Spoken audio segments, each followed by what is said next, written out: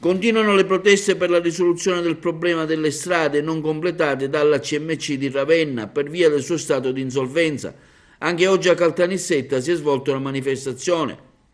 Anche oggi, afferma il primo cittadino di Canicattì attraverso un suo comunicato stampa, Ettore Di Ventura, abbiamo assicurato la nostra presenza alla pacifica mobilitazione indetta dal sindaco di Agrigento Lillo Filetto, che coinvolge i sindaci delle province di Agrigento, Palermo e Caltanissetta. Il sindaco di Canicattì ha già partecipato ad altri incontri in cui si è discusso dei gravissimi disagi causati dalla sospensione dei cantieri stradali sulle strade statali 189, 121 e 640.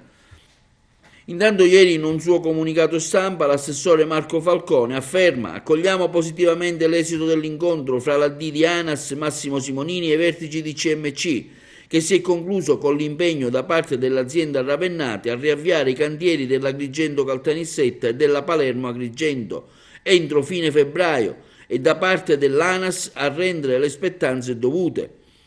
Il governo Musumeci, continua Falcone, da mesi attiene alta l'attenzione sulla crisi del settore dei grandi appalti, ricorda l'assessore, visto l'alto rischio di nuove incompiute che potrebbero determinarsi senza quelle soluzioni che passano necessariamente dal tavolo del governo nazionale.